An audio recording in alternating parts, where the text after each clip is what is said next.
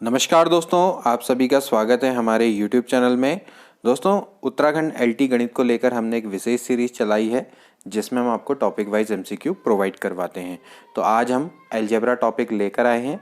दोस्तों, ये टॉपिक हमारी पिछली 2 वीडियो में भी चल रहा था। जैसा कि मैंने आपको बताया था, काफ़ी ये वास्ट टॉपिक है और इसको हमने कई सारे सब टॉपिक्स में डिवाइड किया था। तो आज का सब टॉपिक है क्वाड्रेटिक इक्वेशन। इस पर बेस्ड हम कुछ एमसीक्यू करेंगे। काफ़ी इंपॉर्टेंट ये एमसीक्यू होने वाले हैं, तो इस वीडियो को पूरा देखिएगा, आपको काफ़ी लाभ मिलेगा। तो चलिए वीडियो को स्टार्ट करते हैं। तो देखिए, पहला प्रश्न, if A square plus B square plus C square बराबर 1 दिया हुआ है और A B plus B C plus C A की value lies in the interval आपको निकालना है। तो पहले हम यहाँ पर लिख देते हैं A square plus B square plus C square बराबर 1। आपने इसका फ़ायदा उठाना है। इसको हम इक्वेशन नंबर 1 मान लेते हैं और उसके बाद A B plus B C plus C A की वैल्यू है वो आपको बतानी है कि किस इंटरवल में लाई करेगी। तो यहाँ पर हम इस कॉन्सेप्ट का फ़ायदा उठाएंगे क्योंकि हम जानते हैं कि भाई a plus B plus C का अगर हम स्क्वायर करें तो किसी भी नंबर का अगर आप स्क्वायर करते हैं वो हमेशा ग्रेटर देन इक्वल्स टू 0 होता है। ओके, अब आप a plus B plus C का होल स्क्वायर खोलिए।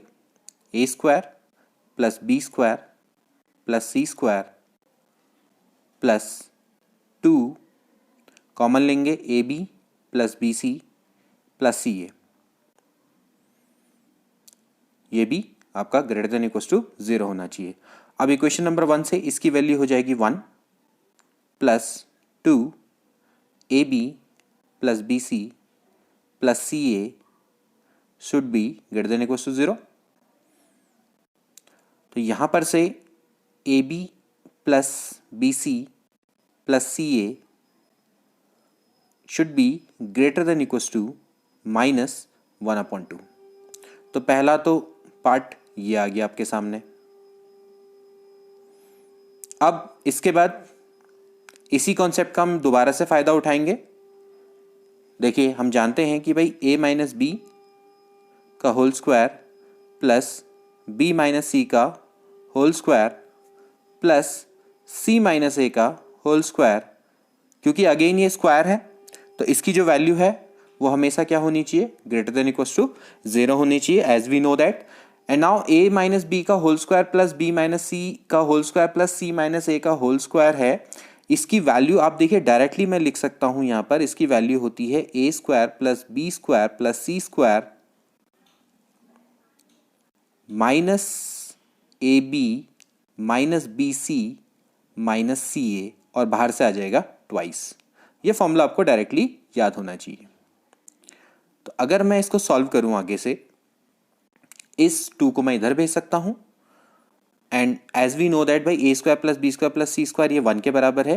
तो 1 minus A B minus B C minus C A should be greater than equals to 0। अब मैं एक काम करता हूं, इसको माइनस से मल्टीप्लाई कर देता हूं या फिर इधर भेज देता हूं बराबर के इस तरफ। तो A B plus B C plus C A should be less than equals to 1। ठीक है, तो यहां पर से आप देख सकते हैं कि a plus B plus C is greater than 1/2 and less than equals to 1। तो इस तरीके से जो इसकी इंटरवल या इसकी रेंज आती है दोस्तों, वो आती है -1/2 से लेके 1। ठीक है, तो किस तरह का क्वेश्चन था, कैसे करना था, समझ में आ गया होगा आपको। ये आपका इसका राइट आंसर है। तो सी वाला ऑप्शन बिल्कुल करेक्ट है, यानी कि इसकी मिनिमम वैल्यू है -1/2 एंड जो इसकी मैक्सिमम वैल्यू है वो 1 है। अगला प्रश्न काफी अच्छा क्वेश्चन है। For the equation X square का mod plus mod X minus 6 बराबर 0। काफी बार ये एग्जाम में आता है, आपको बताना है कि इसके कितने रूट्स होंगे। देखिए, इस क्वेश्चन को करने के वैसे 2 तरीके हैं, लेकिन मैं आपको जो सिंपल वाला तरीका है उसको मैं बताता हूँ। एक शॉर्टकट तरीका भी है, एक लॉन्ग कट भी है, जिस जैसा भी आपको पसंद आए उस हिसाब से हम इसको कर लेते हैं। देखिए, पहले तो आपको बता दूं कि भाई आप ध्यान में रखें कि एक्स स्क्वायर का मॉड ये मॉड ऑफ एक्स स्क्वायर के बराबर होता है। ठीक है, या फिर हम इसको डायरेक्टली लिख सकते हैं एक्स स्क्वायर, क्योंकि एक्स स्क्वायर तो अपने आप में एक पॉजिटिव नंबर है, तो इससे हमें कोई फर्क नहीं पड़ता है। ठीक है, अब देखिए इसमें 2 कंडीशन हो सकती है। एज वी नो दैट कि भाई जब एक्स की value greater than equal to 0 होती है तो भाई जो मॉड एक्स होता है उसकी वैल्यू कितनी हो जाती है एक्स, ठीक है। और इसके अलावा जब एक्स की value less than equals to, sorry यहाँ पर मैंने जीरो नहीं लिखा, लेस देन जीरो होती है तो मॉड एक्स की वैल्यू क्या हो जाती है माइनस एक्स हो जाती है। हमने यहाँ पर दोनों कंडीशन को इसमें रख के देखना है। तो देखिए कैसे रखेंगे, मैं यहाँ पर लिख लेता हूँ mod x square plus mod X minus x बराबर है जीरो। तो अब आप देखिए यहाँ पर मैं कोशिश करता हूँ कि पहली कंडीशन को रोको। देखिए जब पहली कंडीशन होगा यानी कि x is greater than equals to zero, तो देन मॉड x बराबर हो जाएगा x, and as we know that कि भाई जो एक्स स्क्वायर का मॉड होता है वो एक्स स्क्वायर के बराबर होता है प्लस एक्स माइनस एक्स बराबर जीरो, ठीक। अब आपको क्वाड्रेटिक इक्वेशन के रूट निकालने आते हैं तो आप उसको निकालिए। एक्स स्क्वायर प्लस ये हो जाएगा 3x माइनस 2x माइनस 6 बराबर जीरो। तो x plus 3 minus 2 again x plus 3 बराबर जीरो। तो इस तरीके से ये हो जाएगा x माइनस 2 और x प्लस 3 बराबर जीरो। तो यहां पर से दो रूट निकल के आते हैं, एक आता है 2, एक होता है माइनस 3, ठीक है। बट हमने यहाँ पर x को क्या माना है दोस्तों, greater than equals to zero माना है। आप देख सकते हैं x की वैल्यू हमने greater than equals to zero मानी है। तो अगर x की value greater than equals to zero है तो ये वाला तो रूट नहीं हो सकता, एक रूट इसका पॉसिबल है। तो यहाँ पर एक रूट तो इसका निकल के आ गया। इसके बाद जो दूसरी कंडीशन है, दूसरी कंडीशन में हम क्या मानेंगे कि x is less than zero, ठीक है ना।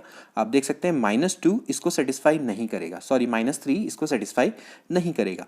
तो यहाँ पर से फिर से अब जब हम x को अगर लेस देन जीरो मान देंगे तो भाई इससे कोई फर्क नहीं पड़ता, इसकी वैल्यू तो वही क्या रहेगी एक्स स्क्वायर ही रहेगी, लेकिन जो आपका मॉड x है वो आपका माइनस एक्स में कन्वर्ट हो जाएगा और यहाँ पर कितना आ जाएगा माइनस एक्स, ठीक है। यहाँ पर ये चीज़ को ध्यान में रखना है कि जो मॉड x है, ये जो मॉड x है इसकी वैल्यू हो जाएगी माइनस एक्स। तो अगर जब इसकी वैल्यू माइनस एक्स हो जाएगी तो अब आप इसको सॉल्व करिए फिर से। एक्स स्क्वायर ये हो जाएगा minus 3x plus 2x minus 6 बराबर जीरो। इसके बाद रूट लीजिए प्लस 2 इंटू एक्स माइनस 3 बराबर जीरो। तो यहाँ पर से फिर से इसके जो रूट आ जाएंगे मैं डायरेक्टली लिख देता हूँ, एक आएगा -2 और एक आएगा 3, ठीक है। और हमने माना है कि x is less than zero, तो जब x is less than zero है तो ये तो इसको सेटिस्फाई करने से रहा, तो ये तो नहीं हो सकता, तो यही एक इसका रूट निकल कर आता है। तो यहाँ पर हमारे दो आंसर दोस्तों निकल कर आते हैं, एक आता है 2, एक आता है -2। इसका मतलब इसके दो रूट पॉसिबल है, ठीक। तो इस तरीके से दोस्तों हम इन क्वेश्चंस को करते हैं। तो there are only 2 roots possible, तो इसमें अभी ऑप्शन नहीं है, तो इसका राइट आंसर आप समझ गए होंगे कि there are only 2 distinct root, एक होगा 2, एक होगा -2। इसके बाद अगला प्रश्न काफी अच्छा क्वेश्चन है। समीकरण x minus 2 upon x minus 1 बराबर है 1 माइनस 2 अपॉन एक्स माइनस 1 के मूलों की संख्या आपको बतानी है, यानी कि इसके रूट्स कितने होंगे। देखिए इस क्वेश्चन को किस तरीके से करेंगे। x minus 2 upon x minus 1 यहाँ पर लिखा हुआ है 1 माइनस 2 अपॉन एक्स माइनस 1। यहाँ पर एक चीज़ ध्यान में रखिएगा कि ये वाला जो फैक्टर है इसके नीचे आप बेस में देखिए x माइनस 1 है, तो अगर x माइनस 1 में अगर x बराबर 1 रख देंगे तो बेस वाला 0 हो जाएगा। अगर ये बेस वाला 0 हो जाएगा तो ये आपकी समीकरण डिफाइंड ही नहीं रहेगी। तो इसका मतलब ये है कि यहाँ से x can not be equals to 1, okay. अगर x can not be equals to 1 तो इट सिंपली मीन्स दैट कि भाई जो x माइनस 1 है वो 0 के बराबर नहीं होगा, ओके। और अगर ये पार्ट आपका 0 के बराबर नहीं है तो भाई हम एक काम कर सकते हैं, इसको और इसको कैंसिल आउट कर सकते हैं, ठीक है। तो अगर मैं इसको कैंसिल आउट कर दूंगा तो यहां से x बराबर क्या आ जाएगा 1 आ जाएगा, जो कि फिर से हमारा कॉन्ट्रडिक्शन है इस स्टेटमेंट का, क्योंकि हमने तो माना है कि भाई x can not be equals to 1, ठीक है। तो यहां से आपके लिए एक बहुत बड़ा कॉन्ट्रडिक्शन निकल कर आता है। और अगर आप इसको सॉल्व भी करेंगे दोस्तों, आपको मैं डायरेक्टली इसको मैं बता रहा हूं इसको करने का तरीका क्या रहेगा। अदरवाइज आप क्या करिए, एलसीएम लीजिए यहाँ पर से x माइनस 1, ठीक है, अपॉन 2 अपॉन कितना हो जाएगा x माइनस 1 इक्वल्स टू ये हो जाएगा x minus 1 minus 2 upon x minus 1। ठीक है, अब आप जब इसको सॉल्व करेंगे दोस्तों, क्योंकि एज वी नो दैट कि भाई x minus 1 does not equals to 0, तो हम क्या कर सकते हैं, इसको काट सकते हैं। अदरवाइज जैसे कि हमने पहले ही बोला कि x minus 1 does not equals to 0, तो हम एक काम कर सकते हैं, इसको पूरा काट सकते हैं, लेकिन still it is giving us x is equals to 1 which is inappropriate, क्योंकि हमने माना है कि भाई x does not equals to 1, तो यानी कि ये हमारी जो हाइपोथेसिस है उसको कॉन्ट्रडिक्ट कर रहा है। तो अगर ये इसको कॉन्ट्रडिक्ट कर रहा है तो इस केस में इसका कोई भी सॉल्यूशन नहीं हो सकता है। तो इसका राइट आंसर है दोस्तों नो सॉल्यूशन। तो इसको आप ध्यान में रखिएगा, बहुत अच्छा क्वेश्चन है और बहुत बार एग्जाम में आया हुआ है। अगला प्रश्न, यदि x बराबर है √7 प्लस 4√3, देन आपको x प्लस 1/x की वैल्यू को फाइंड आउट करना है। बहुत अच्छा क्वेश्चन है और बहुत सिंपल भी है। आप देखिए इसको कैसे करेंगे। x बराबर है √7 प्लस 4√3। देखिए 7 प्लस 4√3, इस टर्म को तो आपने याद कर लेना है। देखिए 7 प्लस 4√3 को मैं क्या लिख सकता हूं, मैं दोस्तों इसको लिख सकता हूं 4 प्लस 3, ठीक है, और ये हो गया आपका 4√3। ठीक है, अब 4 को मैं क्या लिख सकता हूं, 2 का स्क्वायर, और ये आपका बन जाएगा √3 का square, and this can be written as 2 into 2√3। ठीक है, तो अब ये किसका फॉर्मूला बन गया, ये बन गया 2 प्लस √3 का होल स्क्वायर। यस, 2 प्लस √3 का स्क्वायर करेंगे और इसका स्क्वायर रूट कर देंगे तो आ जाएगा 2 प्लस √3। तो यहीं पर ये इस क्वेश्चन की यूएसपी थी। तो अब ये दोस्तों है x, तो अब आपको क्या चाहिए, 1/x। 1/x क्या हो जाएगा, 1/2 प्लस √3। ठीक है, 1/2 प्लस √3 को आप रेशनलाइज करिए, 2 माइनस √3, और ऊपर नीचे 2 माइनस √3 से मल्टीप्लाई कर देंगे। ठीक है, अब रेशनलाइजेशन का रूल ये कहता है कि भाई अगर स्क्वायर के बीच का डिफरेंस 1 आए तो बस ऊपर वाला आ जाता है। अब आप देख सकते हैं 2 2 जा होता है 4 माइनस 3 यानी 1 आ जाएगा, तो 2 माइनस √3 आ जाएगा। ठीक है, अब आपको मिल गया x भी मिल गया, x है 2 प्लस √3, 1/x है 2 माइनस √3, दोनों का सम करेंगे तो कितना आ जाएगा, x प्लस 1/x बराबर हो जाएगा 2 प्लस √3 प्लस 2 माइनस √3, तो ये दोनों कैंसिल आउट हो जाएंगे, तो इक्वल्स टू बन जाएगा 4। तो 4 इज अ राइट आंसर। तो इसका आंसर कितना हो जाएगा, 4, ए ऑप्शन राइट।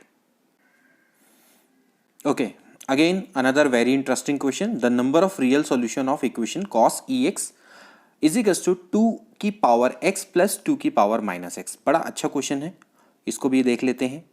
यहां पर आपको कहना है, आपको बताना है कि cos ex बराबर है 2 की पावर x प्लस, देखिए यहां पर 2 की पावर माइनस x को मैं 1/2 की पावर x लिख सकता हूं। ठीक है, तो पहले जाते हैं इसके लेफ्ट हैंड साइड की ओर। देखिए LHS में अगर हम देखें तो cos e की पावर x है। अब cos की तो आप रेंज जाते हैं, जो cos की रेंज होती है वो -1 से लेके 1 के बीच में होती है। ठीक है, ये तो हमें पता है। अब देखते हैं यहां पर, यानी कि राइट हैंड साइड पर। राइट हैंड साइड में अगर आप देखें तो 2 की power x is a positive number and 1/2 की power x is again a positive number. तो एक पॉजिटिव नंबर और उसके रेसिप्रोकल का सम हमेशा ग्रेटर देन 2 होता है, ग्रेटर देन इक्वल्स टू 2 होता है। ये रूल आपको पता होना चाहिए। एक पॉजिटिव, ध्यान रहे, एक पॉजिटिव नंबर और उसके रेसिप्रोकल का सम हमेशा ग्रेटर देन इक्वल्स टू 2 होता है। इसको हम प्रूव भी कर सकते हैं, एज वी नो दैट कि भाई जो अर्थमेटिक मीन होता है ना, AMGM इनक्वालिटी, उससे प्रूव कर सकते हैं। Arithmetic mean is always greater than geometric mean. तो अगर हमारे पास दो नंबर है, सपोज करो एक है 2x और एक जैसे आपने बोला 1/2x, तो इनका अर्थमेटिक मीन इनके ज्योमेट्रिक मीन से बड़ा होगा। अर्थमेटिक मीन समझते हैं, इनका अर्थमेटिक मीन क्या हो जाएगा, 2 की पावर x अपॉन 1/2 की power x by 2 should be greater than equals to their geometric mean.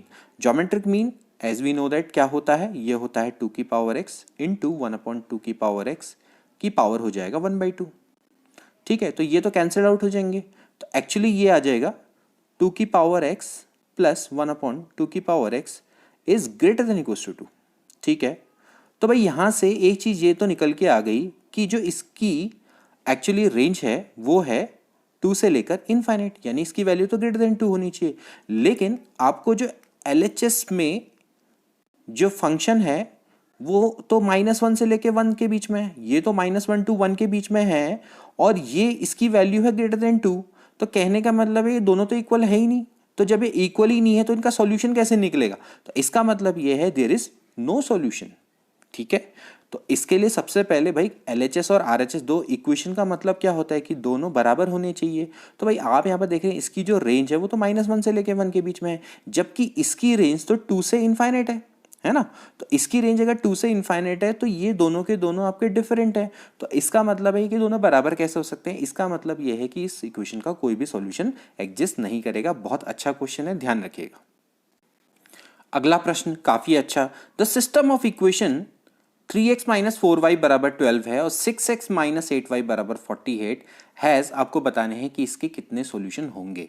ठीक है, अब आपने जो इक्वेशन है विद 2 वेरिएबल इनको सॉल्व करना सीखा होगा, लेकिन यहाँ पर आप देखिए कि पहले आप इसका कोफिशिएंट देखिए, x का कोफिशिएंट 3/6, इसका कोफिशिएंट देखिए तो ये आता है 1/2।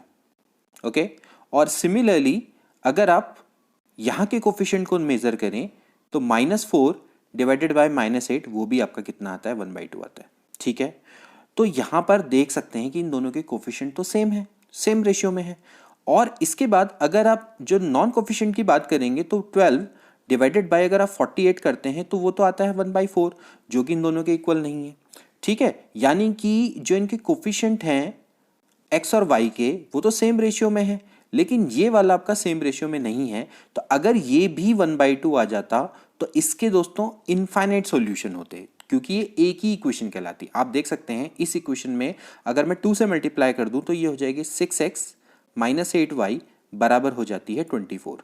ठीक है, यहाँ पर ये 24 हो जाती है, लेकिन ये आपकी 6x - 8y बराबर है 48। तो जब आप इसको सॉल्व करने बैठेंगे ना दोस्तों तो कोई भी सॉल्यूशन नहीं आएगा। अगर ये भी 48 हो जाती तो फिर ये इक्वेशन और ये इक्वेशन एक ही होती, तो एक इक्वेशन और 2 वेरिएबल, तो इसका मतलब क्या होता है? Infinite solution. जैसे आपसे कोई कहता है भाई x + y बराबर 12 है, सिर्फ आपको एक इक्वेशन दी है x + y बराबर 12, तो भाई x और y की ऐसी कितनी वैल्यू हो सकती है जिनका आंसर 12 आए? ऐसे तो कितनी वैल्यू हो सकती है? 1 + 11 भी हो सकती है, 0 + 12 भी हो सकती है, -1 + 13 भी हो सकती है, और ऐसे कितने सॉल्यूशन हो सकते हैं। लेकिन जब आपको एक और इक्वेशन दी जाएगी तभी जाके डिसाइड होगा कि नंबर ऑफ सॉल्यूशन क्या होंगे, फाइनाइट होंगे, यूनिक सॉल्यूशन होंगे, या फिर आपके इनफाइनाइट सॉल्यूशन होंगे, या फिर नो सॉल्यूशन होगा। तो यहां पर जो केस कहता है दोस्तों वो कहता है आपका नो सॉल्यूशन का ये केस है। ठीक है, इस केस में आपके कोई भी सॉल्यूशन नहीं निकल सकते। अगला प्रश्न, if a less than b then the solution of inequation x² + a + b into x plus ab less than 0 is given by. बहुत सिंपल सा क्वेश्चन है और हम इसको बहुत इजीली कर सकते हैं। साथ में आपको मदद के लिए a लेस देन b भी दिया हुआ है। तो कैसे करेंगे इसको? देखिए, x² plus a + b x plus A B less than 0 दिया हुआ है। तो अगर आप इसके फैक्टर करेंगे तो फैक्टर तो ऑफकोर्स क्या आएंगे दोस्तों? x + a into x + b आएंगे। आप निकाल सकते हैं इसको।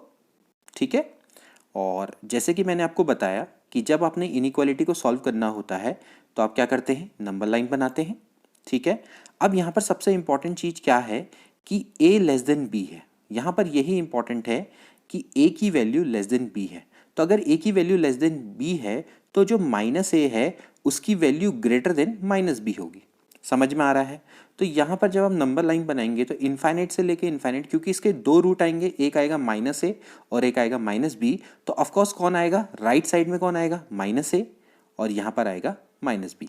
यहीं पर ये क्वेश्चन इंपॉर्टेंट हो जाता है। तो यहाँ से मैंने आपको बताया था ये होता है प्लस, ये होता है माइनस, और ये फिर हो जाता है प्लस। तो आपको चाहिए लेस देन, यानी कि आपको नेगेटिव वाला पार्ट चाहिए। तो ऑफकोर्स -b से लेकर -a। ओके, और कैसा इंटरवल आएगा? ओपन इंटरवल आएगा, क्योंकि यहाँ पर लेस देन 0 है। तो x की वैल्यू -b से लेकर माइनस ए के बीच में लाई करेगी। ठीक है, तो ये आपका इसका सॉल्यूशन है। तो इस तरह से जो बी वाला ऑप्शन है बिल्कुल करेक्ट है। नेक्स्ट क्वेश्चन काफ़ी इंटरेस्टिंग क्वेश्चन है, देख लीजिए। और वैसे काफ़ी इसका हायर वर्जन भी आ जाता है, लेकिन यहाँ पर काफ़ी सिंपल सा ही क्वेश्चन है। x बराबर है 2 प्लस 2 की पावर 2/3, 2 की पावर 1/3 आपको वैल्यू निकालनी है। X cube minus 6x² plus 6x की वैल्यू निकालनी है। कहने का मतलब है कि आपको क्या करना पड़ेगा, क्यूब करना पड़ेगा। लेकिन क्यूब कैसे करेंगे, थोड़ा स्मार्टली करेंगे। इस 2 को आप इधर ले आइए, तो क्या हो जाएगा, x माइनस 2 बराबर 2 की पावर 2/3 प्लस 2 की पावर 1/3। ठीक है, अब आप क्या करेंगे, बोथ साइड क्यूब कर देंगे। तो यहां पर हो जाएगा 2 की पावर 2/3 प्लस 2 की पावर 1/3 का क्यूब। अब a cube plus B cube formula लगाना है। तो इसके अलावा यहाँ पर a माइनस बी का होल क्यूब भी लगाना है। तो a माइनस बी का होल क्यूब आपको पता होगा क्या होता है,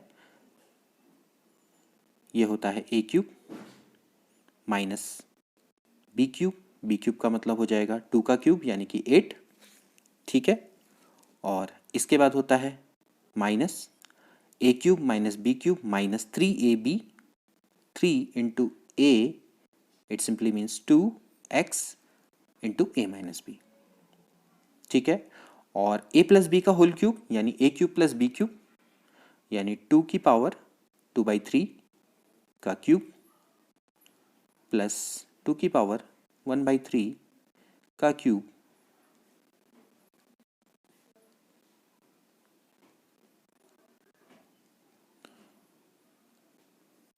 प्लस 3 इंटू 2 की पावर 1/3 इंटू 2 की power 2/3 into a plus b यानी कि 2 की पावर 1/3 प्लस 2 की पावर 2/3। ठीक, थोड़ा कैलकुलेशन है, कैलकुलेशन के अलावा इसमें ज़्यादा कुछ नहीं है सॉल्व करने के लिए, बस आपको इसको सॉल्व करना है। ठीक है, तो अब यहाँ से अगला स्टेप हो जाएगा एक्स क्यूब माइनस 8, 3 2 जा होता है 6, और ये बन जाएगा 6x²। और इसको जब आप मल्टीप्लाई करेंगे, 3 दूनी 6, 6 दूनी होता है 12, 12x।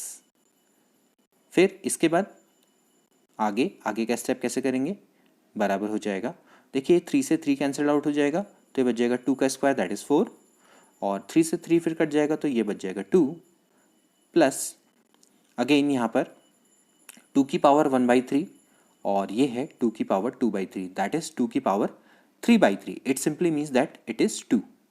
तो 3 इंटू 2 इंटू 2 की पावर 1/3 प्लस 2 की पावर 2/3।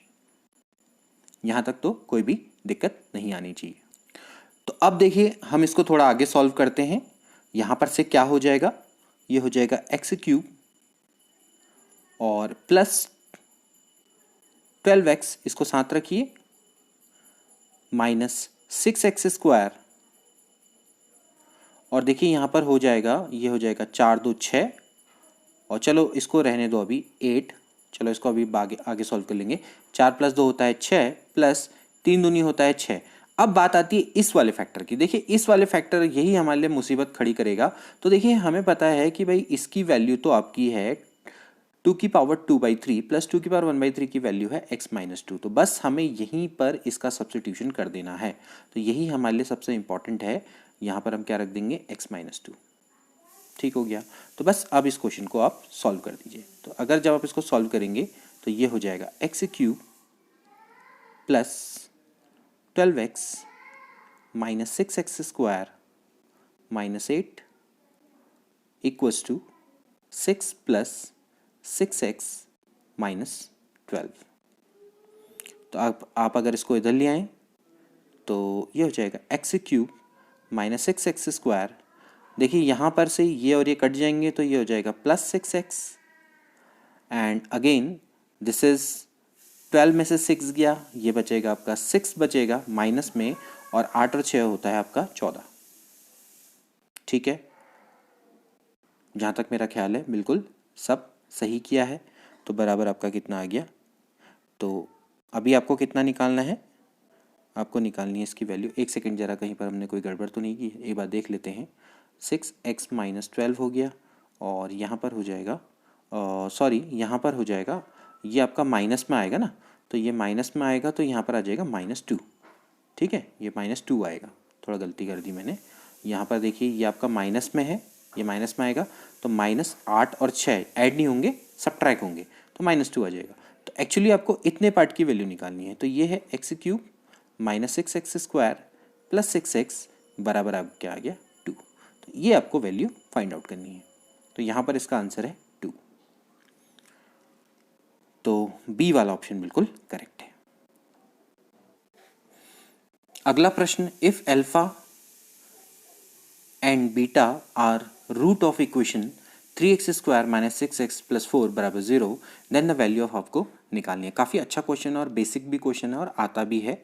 देखिए सबसे पहले अगर इसका रूट अल्फा और बीटा है तो पहले आपको पता होना चाहिए कि जो सम ऑफ रूट होता है अल्फा प्लस बीटा, ये होता है -b/a। ये है a, ये है b, ये है c। तो -b/a क्या हो जाएगा 6/3, तो ये बन जाएगा 2। पहला तो आपको ये पता होना चाहिए। And the product of root होता है c/a। यहाँ पर ये है c, तो ये हो जाएगा 4/3।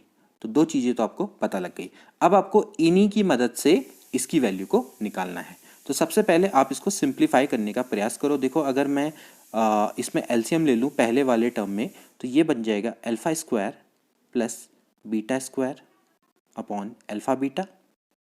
ठीक है, ऐसे ही यहाँ पर भी लेंगे एलसीएम, तो जाएगा twice alpha plus beta upon alpha beta, yes, plus 3 alpha beta. यहाँ तक तो कोई भी दिक्कत नहीं होनी चाहिए। अब इसके बाद यहाँ पर अल्फा प्लस बीटा का जो होल स्क्वायर है, इसको मैं अल्फा प्लस बीटा का होल स्क्वायर -2 अल्फा बीटा लिख सकता हूँ। α² + β² को मैंने अल्फा प्लस बीटा का होल स्क्वायर -2 अल्फा बीटा लिख दिया, डिवाइडेड बाय ये है alpha beta plus 2 alpha plus beta upon alpha beta plus 3 alpha beta. ठीक है, अब आपकी चॉइस है, आप चाहो तो यहाँ पर से डायरेक्टली इसकी वैल्यू को रख सकते हैं।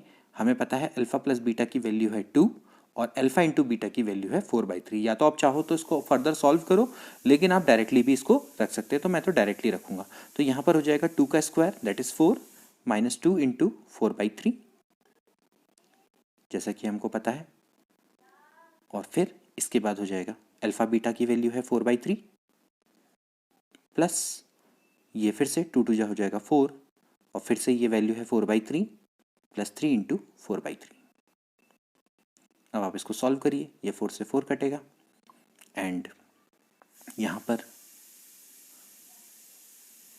4 दूनी होता है 8, 4 तियाँ होता है 12, 12 में से 8 गया 4/3 डिवाइडेड बाई 4/3 प्लस ये हो गया 3, ये है 4 और ये है 1, तो 4 3 7 और 1 8, तो 8 इसका राइट आंसर है। तो देखें बी वाला ऑप्शन बिल्कुल करेक्ट है। तो इस तरीके से दोस्तों इस क्वेश्चन को आप करते हैं।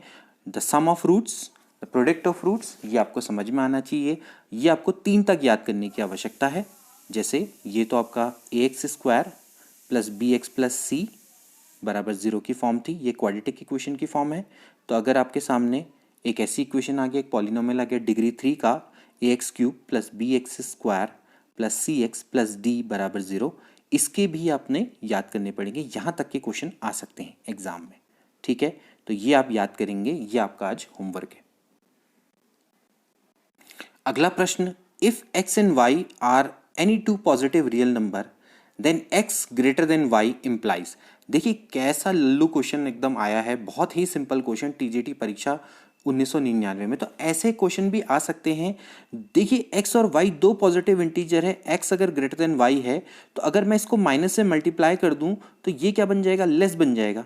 ठीक है ना, तो इसका मतलब क्या है, -x is less than -y, ये तो होता ही है। अगर 3 इज ग्रेटर देन 2 है, दोनों के दोनों पॉजिटिव इंटीजर हैं, पॉजिटिव रियल नंबर है, तो अगर मैं -3 कर दूंगा तो लेस देन क्या बन जाएगा, -2 बन जाएगा। ठीक है, तो यही आपका कॉन्सेप्ट है। तो बी वाला ऑप्शन बिल्कुल करेक्ट।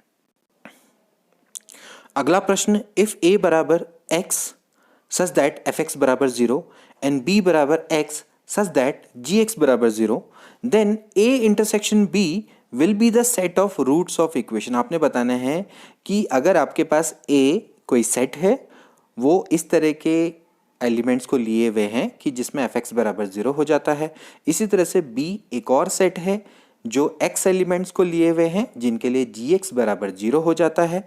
और आपको बताना है कि जो a इंटरसेक्शन b है वो किस तरीके का सेट होगा, वो किसका सॉल्यूशन होगा। ठीक है, आपको बताना है a intersection b be the set of roots of equation, यानी कि a इंटरसेक्शन b में ऐसे किसको सेटिस्फाई करेगा, यानी a इंटरसेक्शन b के अंदर कौन से एलिमेंट होंगे जो कि इनमें से किसी के रूट होंगे। आपको बताना है कि जैसे जैसे यहाँ पर जो x है वो fx का रूट है, ठीक है ना, तो वो इसको सेटिस्फाई कर रहा है। तो आपने बताना है कि जो इंटरसेक्शन b है उसके अंदर जो एलिमेंट्स निकलेंगे वो इनमें से किसको सेटिस्फाई करेंगे। सिंपल सा क्वेश्चन ये है आपका। ठीक है, तो आप इसको कैसे करेंगे, देखिए आप सबसे पहले इसका यूज करिए। देखिए अगर अल्फा, अगर मान लेते हैं इसका कोई एलिमेंट है, इंटरसेक्शन बी का एलिमेंट है, ठीक है ना। इंटरसेक्शन बी का मतलब होता है कि वो एलिमेंट जो कि ए और बी दोनों में होता है। तो इसका मतलब है कि A is the alpha is also the element of A and alpha is also the element of B. ठीक है, अब बाय द डेफिनेशन आपसे अगर कोई कहता है कि भाई x is the element of A तो fx बराबर होना चाहिए 0। यही इसकी डेफिनेशन कहती है कि भाई x अगर a का एलिमेंट है तो fx बराबर 0। तो यहाँ पर से अगर अल्फा a का एलिमेंट है तो f अल्फा बराबर 0 आना चाहिए। और इसी तरह से अगर alpha is the element of b तो gx बराबर 0 आना चाहिए, तो g अल्फा बराबर 0 आना चाहिए, है ना। तो भाई एफ अल्फा बराबर 0 और जी अल्फा बराबर 0, तो एफ अल्फा बराबर 0 और जी अल्फा बराबर 0 किसको सेटिस्फाई करेगा। कहने का मतलब ये है वो इसको सेटिस्फाई करेगा। आप देख सकते हैं यहाँ पर से अगर मैं इन दोनों का स्क्वायर करके ऐड कर दूं, एफ अल्फा का होल स्क्वायर प्लस जी अल्फा का होल स्क्वायर, तो दैट इज 0। ये 0 आता है, तो इसका मतलब ये है कि भाई एफ एक्स का होल स्क्वायर प्लस जी एक्स का होल स्क्वायर बराबर 0 इस इक्वेशन का अल्फा रूट है, यानी कि इसको वो क्या करेगा, सेटिस्फाई करेगा। आप देख सकते हैं इसके अलावा और कोई भी किसी को भी वो सेटिस्फाई नहीं कर सकता, इसको सेटिस्फाई नहीं कर सकता। ठीक है ना, ये तो 0/0 की फॉर्म आ जाएगी, ये भी 0/0 की फॉर्म आएगी। इसको वो सेटिस्फाई करता है क्योंकि एफ अल्फा और जी अल्फा दोनों की अगर यहाँ पर अगर मैं x की जगह पे यहाँ पर अल्फा रख दूं तो यानी कि दोनों का स्क्वायर का सम 0 ही आएगा, क्योंकि ये भी 0 है और ये भी 0 है। तो ये एक तरीके से जो इंटरसेक्शन बी के एलिमेंट होंगे वो इसके रूट होंगे। ये इस इक्वेशन का, ये इस क्वेश्चन का मीनिंग है। समझ में आया? तो इस तरीके से हम इस क्वेश्चन को करते हैं। अगला प्रश्न, P x square minus 2x plus 2 बराबर 0 के वास्तविक रैखिक गुणनखंड हों तो p का मान होना चाहिए। यानी कि दिस इक्वेशन में have rectilinear factors, the value of p must B. बहुत सिंपल सा ये क्वेश्चन है। अगर किसी के रैखिक गुणनखंड होते हैं तो इसका मतलब ये है कि उसके रियल गुणनखंड हो सकते हैं। रैखिक का मतलब यहाँ पर दोस्तों रियल से मतलब है कि आपके जो रियल लाइन है ना इसमें गुणनखंड होने चाहिए, ऊपर को गुणनखंड नहीं होने चाहिए। ऊपर क्या करते हैं, लाइन इमेजनरी। तो यहाँ पर इसका जो डिस्क्रिमिनेंट है वो क्या होना चाहिए, should be greater than equal to 0। आपको पता है डिस्क्रिमिनेंट क्या होता है, डिस्क्रिमिनेंट की वैल्यू होती है b square minus 4ac must be greater than equal to 0। तो आप क्या करेंगे, इसका डिस्क्रिमिनेंट निकालेंगे। यहाँ पर से आप देख सकते हैं b की वैल्यू है, आप देख सकते हैं यहाँ पर से अगर मैं इस इक्वेशन को लिखूं तो P square minus 2x plus 2, ये आपकी इक्वेशन है। ठीक है, P square minus 2x plus 2, और आप यहाँ पर से देख सकते हैं कि जो b की वैल्यू है वो है माइनस 2 का स्क्वायर माइनस 4, एक सेकेंड, यहाँ पर पी एक्स स्क्वायर होना चाहिए, श्योरली पी एक्स स्क्वायर है, मैंने गलती से पी स्क्वायर लिखा है, पी एक्स स्क्वायर सॉरी। तो यहाँ पर आप देख सकते हैं कि 4a की वैल्यू है p और this is 2 greater than equal to 0, so that will be 4 minus 8p should be greater than equals to 0। तो अब 8p अगर ये इधर चला जाएगा should be less than equals to 4, so p must be less than equals to 1/2। तो ये इसका राइट आंसर है। ठीक है, तो अब p less than equals to 1/2 यहां से इसका सही आंसर है। अगला प्रश्न, समीकरण 9x² minus 18 mod x plus 5 के मूल जो फलन f(x) बराबर log x² minus x minus 2 के डोमेन में है, आपने निकालने हैं रूट्स ऑफ इक्वेशन जो कि इस फंक्शन के डोमेन में बिलोंग करते हैं। कुछ नहीं करना है, पहले आप इसके रूट निकालिए और इसका डोमेन निकालिए, तो देखिए कौन कौन से रूट इस इक्वेशन के इसके डोमेन में बिलोंग करते हैं। तो अभी मैंने आपको इसको तरीका बताया था, मैंने आपको बोला था कि इसके दो तरीके हैं सॉल्व करने के। पहला तरीका मैंने आपको बता दिया, अब दूसरा तरीका बताता हूँ। जैसे कि मैंने आपको बताया कि भाई जो मॉड x² होता है वो x² के बराबर होता है, तो मैं यहाँ पर क्या करूँगा, 9x² की जगह पर मैं मॉड x² रख देता हूँ माइनस 18 मॉड x प्लस 5 बराबर 0। ठीक है, अब आप एक काम करिए, मॉड x को कुछ देर के लिए t मान लीजिए। ठीक है, कोई फ़र्क नहीं पड़ता है, या तो आप डायरेक्टली भी कर सकते हैं। तो 9t² माइनस 18t प्लस 5 बराबर 0। अब आप इसके रूट निकालिए।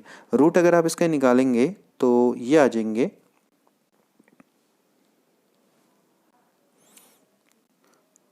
15t माइनस 3t प्लस 5 बराबर 0। एंड यहाँ पर से अगर मैं देखूँ तो ना, अगर आप यहाँ पर से देखेंगे तो दोस्तों यहाँ पर आपका 3 कॉमन आ जाएगा, 3t और t माइनस 5 बच जाएगा। एंड सिमिलरली यहाँ पर से भी 3 कॉमन लेंगे तो t माइनस 5 बच जाएगा। सॉरी 3t, ये सॉरी मैं क्या कह रहा हूँ, 3t मतलब -1 कॉमन लेंगे। ठीक है, तो यहाँ पर से ये बचेगा 3t माइनस 5। ठीक है, मैंने थोड़ा गलती कर दी यहाँ पर, कोई बात नहीं, 3t माइनस 5 और ये बचेगा 3t माइनस 1 बराबर 0। ठीक हो गया, बस आप इसको सॉल्व करिए। तो t बराबर आ जाएगा, एक तो 5/3 और एक आएगा t बराबर 1/3।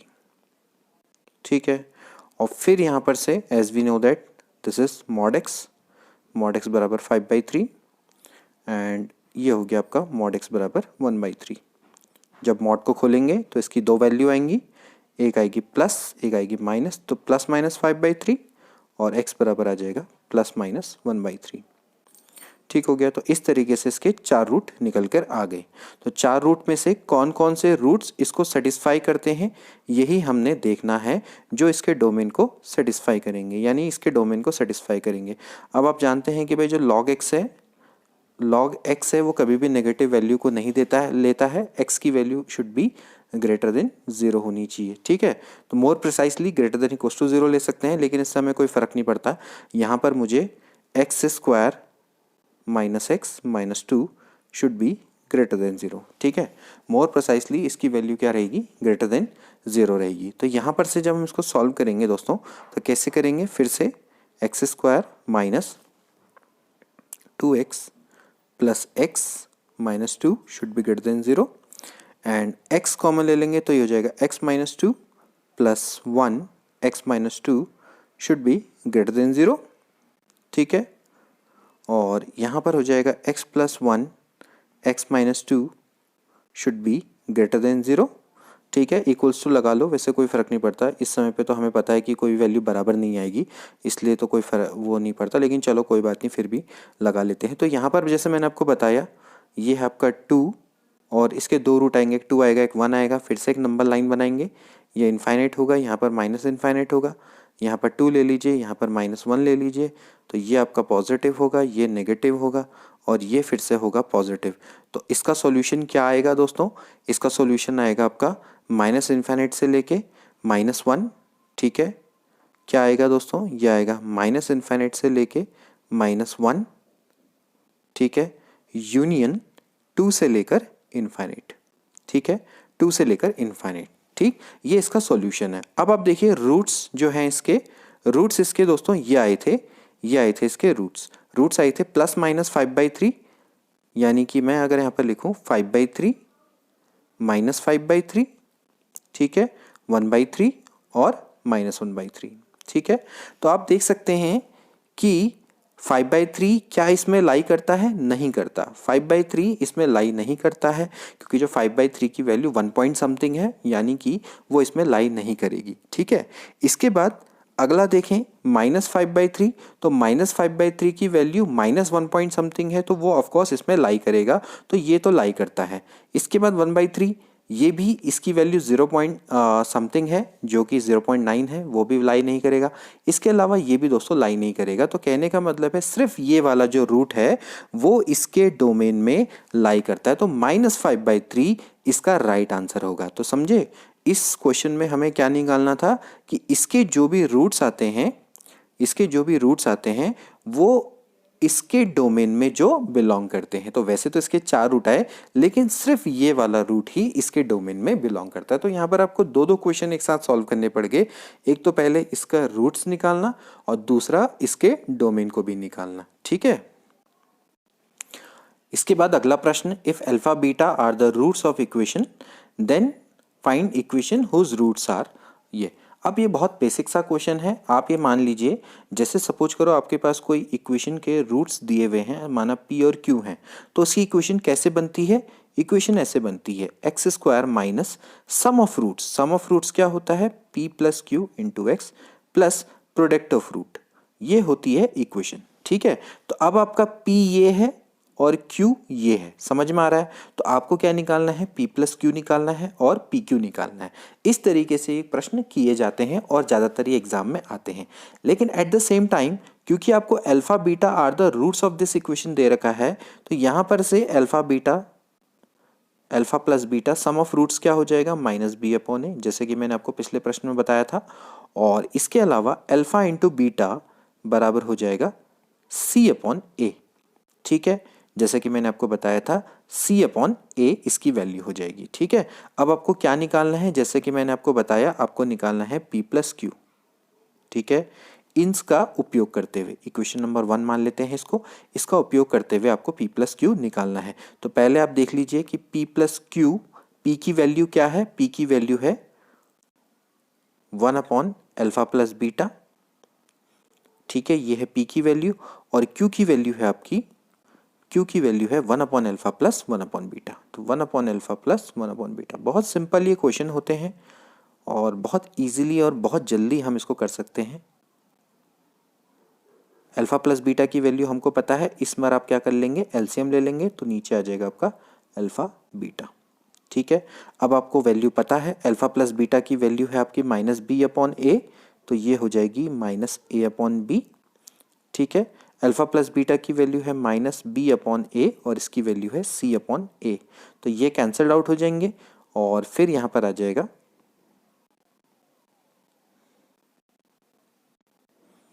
ये हो जाएगा -a/b और -b/c, ठीक है। इतना इनफ है मेरे हिसाब से, ठीक है। ये आपका आ गया सम of roots.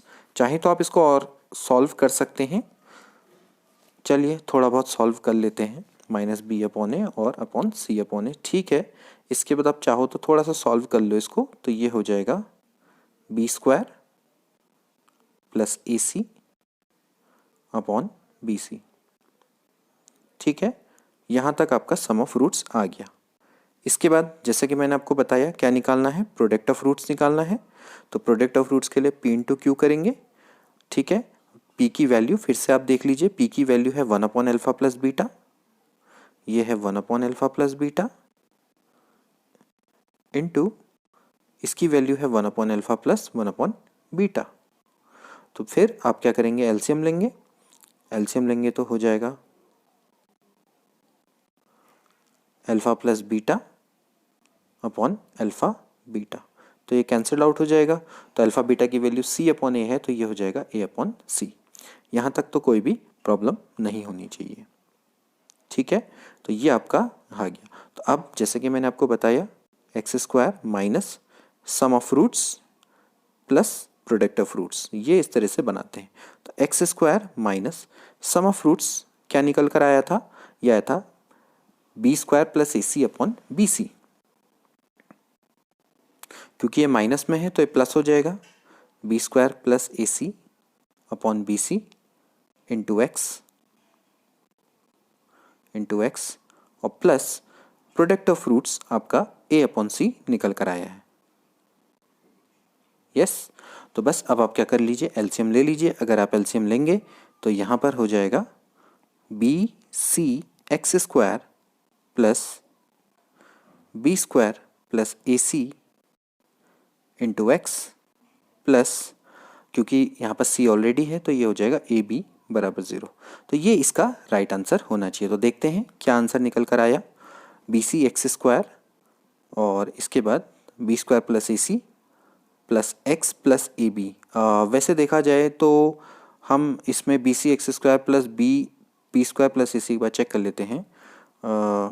B square plus A C plus X into x plus A B, ये इसका आंसर आना चाहिए। तो इसमें मुझे लगता है कि तीसरे वाले ऑप्शन में भी मिसप्रिंट हो रखा है बी सी प्लस एक्स स्क्वायर। तो देखा जाए तो नन ऑफ दीज इसका राइट आंसर है। ठीक है, इसमें तो कोई भी इसमें मैच नहीं कर रहा है, तो नन ऑफ दीज इसका राइट आंसर है। बी सी एक्स स्क्वायर सी वाला अगर देखें तो सी वाले में यहाँ पर इंटू एक्स होना चाहिए था, क्या पता मिसप्रिंट हुआ हो, तो सी ऑप्शन है। लेकिन अगर मिसप्रिंट नहीं है तो प्लस है तो ये गलत है। तो यहाँ पर अगर प्रोडक्ट में एक्स है तब तो ठीक है, क्योंकि हम यहाँ पर देख सकते हैं हमारा आंसर यही है सी वाला ना।